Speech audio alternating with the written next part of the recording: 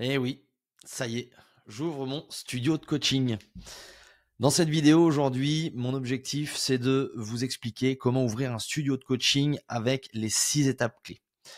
Tu veux ouvrir ton propre studio de coaching, alors voici comment je ferai. Quel local choisir, quel concept créer, qui prendre comme prestataire. Bon, on se pose énormément de questions parce qu'on a peur de foirer son objectif et peur de dépenser tout son argent sans avoir de résultat. Alors dans cette vidéo, c'est pas compliqué, hein, je vais te donner les 6 étapes clés pour réussir ton ouverture.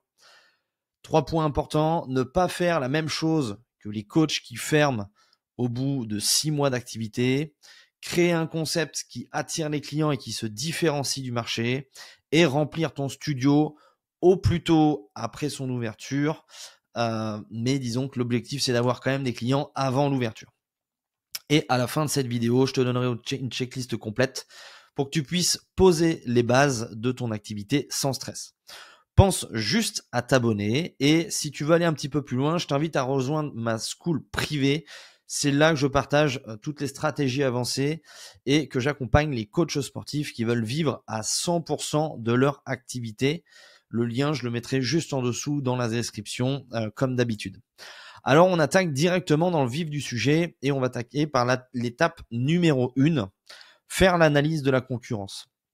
Alors, l'objectif ici, avant de signer un bail ou d'acheter du matos, commence par analyser ton marché local, même si après, tu as la chance aussi de pouvoir aller voir dans d'autres villes ce qui se passe, mais le marché local est assez important. C'est-à-dire combien de studios, de box ou de salles sont dans ta zone, qu'est-ce qu'ils proposent exactement et à quel prix, est-ce que ça fonctionne bien, est-ce que ils ont une bonne réputation, etc. Quelles sont leurs faiblesses, ok, ou leurs forces, et où sont les trous dans l'offre actuelle.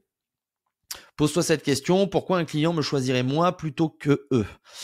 Tu dois avoir une réponse claire avant d'aller plus loin. Alors l'idée vraiment de cette étape-là, c'est surtout de faire une analyse et une photographie de ce qui se passe aujourd'hui sur ton marché pour ne pas te lancer à l'aveugle. Si par exemple aujourd'hui tu veux lancer un studio de coaching, que tu as dans l'idée que toi par exemple tu aimes t'entraîner avec des machines de muscu et qu'au final tu vas avoir un petit studio de coaching avec des machines de muscu. Mais aujourd'hui ce sera pas la meilleure des offres possibles sur le marché parce que tu as des grosses enseignes qui font la même chose pour beaucoup moins cher, pour des plus gros espaces avec plus de machines et plus de liberté en temps horaire. Donc, est-ce que au final l'offre avec les machines de coaching, les machines pardon de muscu est intéressante? Voilà. Donc l'idée c'est en tant que coach, on a souvent des aspirations à vouloir s'entraîner de telle manière, etc. Ça peut être intéressant, mais des fois, le marché veut toujours autre chose. On voit aussi qu'il y a des tendances avec l'EMS, les entraînements de groupe, style mince, j'ai bouffé le nom, mais dans l'idée, ils s'entraînent tous en même temps, avec beaucoup de musique, ils ont beaucoup d'appareils cardio, ça va plutôt s'entraîner sous type d'Irox.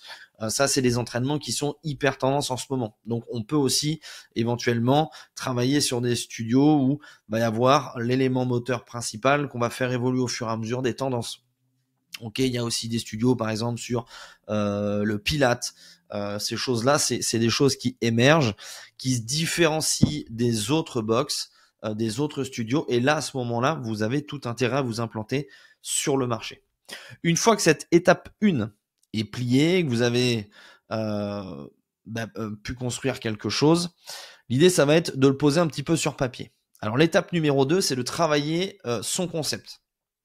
Parce qu'un local sans concept, c'est un loyer qui va tourner, des charges, etc. Donc ça va toujours être compliqué. Travailler le concept, c'est hyper important. Donc d'abord, on doit définir son positionnement. Aujourd'hui, est-ce qu'on est sur du sport santé? Très bonne niche, d'ailleurs, à l'heure actuelle. Transformation physique. Est-ce qu'on est sur les entrepreneurs, les femmes de plus de 40 ans, les CSP+, les hommes, les seniors, peu importe, quel est votre positionnement? Le format, quel est votre format principal que vous allez maintenir dans votre studio? Est-ce que ça va être plutôt du coaching solo? Est-ce que ça va être du small group?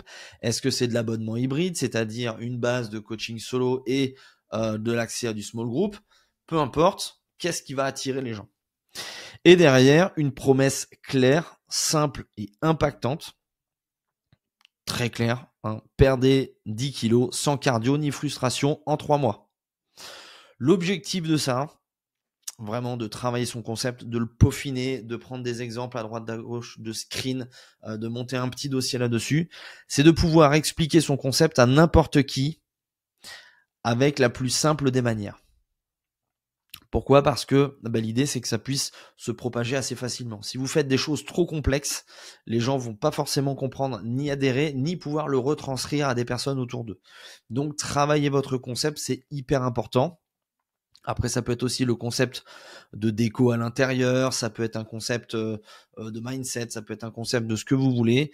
L'idée, c'est vraiment travailler ça avant de faire quoi que ce soit. Une fois qu'on a une idée assez établie, là, on va pouvoir se lancer. L'étape numéro 3, c'est de trouver un local. Alors, trouver un local, ici une erreur qui peut coûter vraiment des milliers d'euros, voire même, je crois que c'est un petit peu léger ça, hein, mais voilà, en tout cas qui peut coûter très très cher. C'est l'erreur numéro 1, c'est l'emplacement. Alors, très souvent, on choisit, alors je le dis juste après, mais on choisit un local parce qu'il est pas cher, mais un local qui est pas cher va pas attirer de monde. Et ça, c'est hyper important parce que on a beau avoir le meilleur des produits, si vous êtes caché, si vous n'êtes pas visible, si en plus vous avez des difficultés sur le marketing, franchement, vous vous tirez une vraie balle dans le pied pour le démarrage de votre activité. Donc, essayez de prendre un local assez visible, où il y a du passage, ok, où il y a du parking, ou en tout cas que c'est facile, pour accéder à votre structure. Si les gens, par exemple, ne peuvent pas se garer autour, ça veut dire qu'ils vont venir à pied, et donc ça veut dire que vous allez avoir une zone de chalandise toute petite, ok. Donc ça peut être un positionnement, mais si vous êtes dans des grosses villes, là il y a un intérêt particulier. Si vous êtes sur des villes un petit peu plus éloignées où les gens ont l'habitude de prendre leur voiture pour aller sur des sites, à ce moment-là ça risque d'être un petit peu plus compliqué. Accessibilité, bon, transport, hein, pas transport parking, on est à peu près sur la même chose. PMR, le stationnement, très très important, ça je le dirai jamais assez. La cohérence avec ton concept.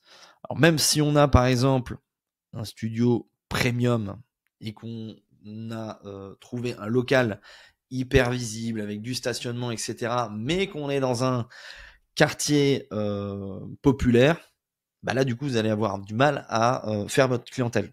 Ok. Dans le même principe, si vous avez un studio qui est dans un quartier où les gens sont assez aisés, si vous mettez un quelque chose où c'est hyper accessible pour les gens, est-ce que ce sont la vraie envie des gens qui sont dans votre entourage, là où vous posez votre local? Donc, soyez bien cohérent vis-à-vis de ça. C'est-à-dire qu'un studio premium, ça va dans un quartier premium. Un studio un peu plus je vais pas dire bas de gamme, mais un peu plutôt low cost, on va pouvoir le situer dans une autre zone. Maintenant, attention, si vous êtes trop sur du low cost, à ce moment-là, la partie studio va pas forcément être hyper cohérent avec le format d'activité. Ne choisis jamais un local juste parce qu'il est pas cher. Choisis celui qui te fera vendre. Hein, ça, c'est hyper important. L'emplacement, c'est vraiment règle numéro 1. Règle numéro 2, c'est est-ce qu'il y a suffisamment de stationnement. Étape numéro 4. Alors, faire aménager son espace. Ne perds pas de temps à tout faire toi-même. Alors ça, c'est le conseil ultime. Si jamais on a les fonds, qu'on a réussi à aller voir la banque et pouvoir avoir de l'argent nécessaire pour pouvoir faire aménager tout son studio. Maintenant, quand on démarre et qu'on a peu de financement, à ce moment-là, ça c'est vraiment une des étapes où vous allez pouvoir le faire vous-même, en tout cas en très grosse partie. Maintenant, aujourd'hui, il y a des jolis prestataires qui existent. Ils arrivent, ils vous implantent tout directement dedans, ils vous font des plans 3D, ils vous donnent les machines, vous avez tout ultra carré en fonction de vos besoins. Je trouve que ça c'est hyper intéressant, surtout aujourd'hui où il y a énormément de produits qui existent sur le marché. Donc moi c'est vraiment un conseil que j'ai, c'est de faire aménager son espace. Ça permet vraiment de rester très serein, de rester plutôt très concentré sur notre zone de génie qui est le coaching et d'attirer les gens sur le site, ce qui restera déjà une grosse partie à faire. Ok, donc faites appel à un professionnel de l'aménagement si vous avez les fonds nécessaires pour du coup optimiser l'expérience client, parce que eux vont avoir le recul nécessaire pour pouvoir vous dire ben voilà ce qui se fait sur le marché. Séparer correctement les zones et avoir quelque chose d'ultra pro entre le repos, le coaching, le côté privatif, etc. Et rendre le studio instagrammable avec qui peut exercer ce fameux marketing naturel. Les gens qui arrivent et qui ont cette facilité à aménager les espaces, vous pouvez leur soumettre et ils vont vous proposer quelque chose d'hyper facile, et ça se fait vraiment en 2 clics. Si vous le faites, à ce moment-là, vous allez devoir concentrer de l'énergie pour pouvoir derrière optimiser ces 3 points-là. Ok ? Donc, aménager son espace, avoir un truc très carré qui répond complètement à, justement, ici, son concept. La partie numéro 5, recruter les bons coachs ou pas. Alors, si tu veux aller vite, dans le développement de ton activité, plutôt je précise, tu dois absolument déléguer, ça c'est la base. Si aujourd'hui c'est toi qui fais tout, à un moment donné, les journées ne font que 24 heures, donc tu vas vite exploser en plein vol. Tu dois obligatoirement avoir des coachs qui sont avec toi. Donc ces coachs, qu'est-ce qu'ils doivent être ? Ils doivent être alignés avec ton concept. Bon, de l'énergie, de l'expérience, ça c'est un petit peu la base, mais en tout cas ils doivent être impliqués dans le projet. Forme-les à ton système pour qu'ils délivrent ton expérience et ce que toi tu as envie de faire. Ne laisse pas des coachs trop seuls à gérer leur planning, à gérer leur développement de clients, etc. C'est souvent des coachs, si vous faites de la sous-location, qui vont partir très rapidement parce qu'ils n'y arrivent pas. Et si vous les imbriquez pas assez, du coup ils vont décrocher de votre concept. Créer une équipe dès le départ, même mini, pour gagner en stabilité. C'est-à-dire que si demain un des deux est absent, blessé, malade, vous avez toujours quelqu'un pour pouvoir assurer un service minimum. D'ailleurs, si tu veux des templates de recrutement, écris-le moi juste en bas dans les commentaires. Moi, je te donnerai tout ce qu'il faut. Sache que j'ai quand même recruté aujourd'hui un petit peu plus de 200 coachs que j'ai implantés sur une 50aine de structures. Donc, ça peut vraiment te filer un coup de main pour recruter des bons coachs et avoir le bon process de recrutement. Étape numéro 6, pour préparer ton lancement du coup sur les réseaux sociaux. Tu dois communiquer avant l'ouverture pour ne pas arriver et dire ça y est, j'ai mon studio mais j'ai toujours pas de clients.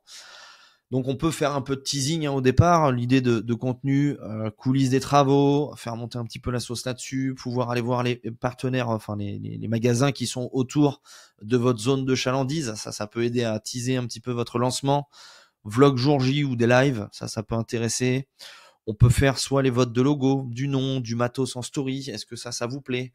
Est-ce que ce type de machine vous intéresserait ? Est-ce que on peut faire un challenge avec ça ? Peu importe, mais en tout cas, l'idée c'est de faire participer les gens là-dessus. Et on peut aussi créer des formulaires de préinscription ou des personnes qui viennent, qui payent et qui vous aident à ouvrir au final avec les fonds votre studio. Donc ça peut être aussi intéressant. Quoi qu'il arrive, ne négligez pas du tout cette phase-là, alors que ce soit même avant, comme là je le dis, mais même au cours du lancement et par la suite, parce que c'est via ce biais-là que vous allez pouvoir attirer des gens régulièrement sans vous déplacer et d'aller faire du porte-à-porte en permanence. Vous allez pouvoir vous concentrer sur votre zone de génie et attirer des clients automatiquement via les réseaux sociaux et via le marketing. Donc l'objectif de ça, c'est de générer tes premiers clients avant même l'ouverture. C'est ultra important. Ok ?